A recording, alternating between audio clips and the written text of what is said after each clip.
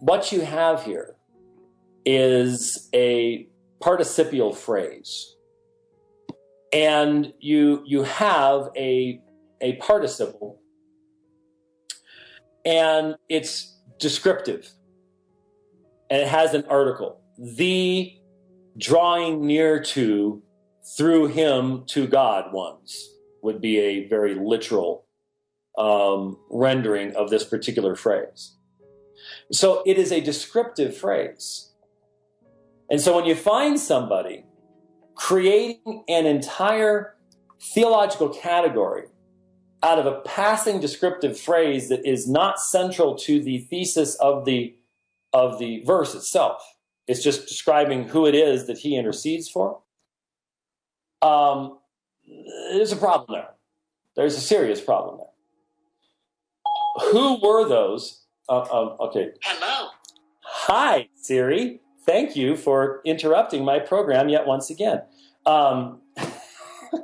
Sometimes you wonder, I said serious problem. That very too close to that other word that you're not supposed to use when a phone's in the room, even when it's silenced. Anyway, that never happened to Charles Spurgeon. Never, not once. But then again, he never did a Skype podcast either. So you roll with the punches. Who are those who draw near to God? Well, again, people want to, argue that point without recognizing the Old Testament background to this.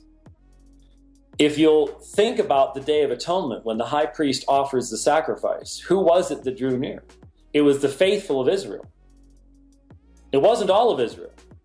In fact, I think you can make a strong argument that sacrifice, this was something that Michael Brown and I disagreed about in our debate on this very subject on Revelation TV. If you'd like to hear some of the other side, go watch the debate between myself and Michael Brown on Revelation TV.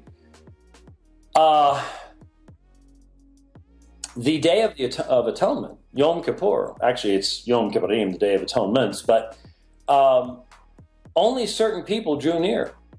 And I think you make a strong argument that it was only those who drew near by faith that were truly fulfilling what God's commandment was.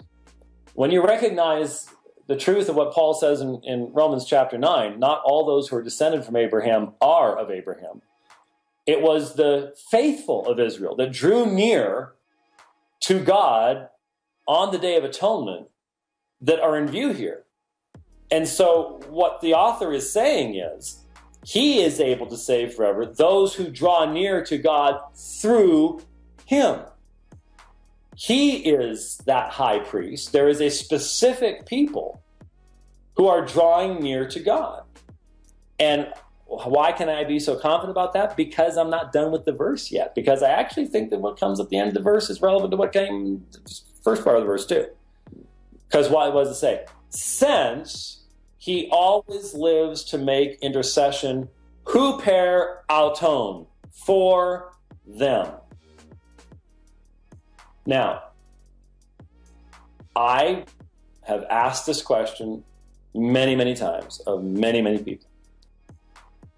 Who does Christ intercede for? He always lives. Remember, that's the point of verse 24. Jesus, on the other hand, because he continues forever, holds his priesthood permanently. Well, his priesthood isn't just about the offering of the sacrifice.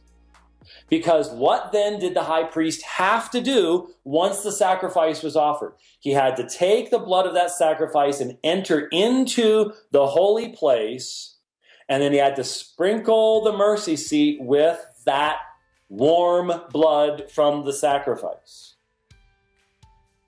And so the author does not see any difference. He does not divide up the work of the high priest into, on the one side, the sacrifice, and then some other action is intercession. No, clearly, since we're only talking about 2 sentences here, he sees both as the one necessary action of the high priest. And so to be consistent, a person who believes in universal atonement, that is, that it was the intention of the Son to give his life to save every single human being who's ever lived. Even the Amorite high priest who lived hundreds of years before, who was already under the judgment of God. Jesus gave his life to save that person, even though it was already known that he could never be saved. Those who hold this view struggle mightily, in my experience, when you ask, who is Jesus interceding for today? Is he interceding for every single human being? Well, what would be the grounds of his intercession? Well, I've given my life on behalf of this person.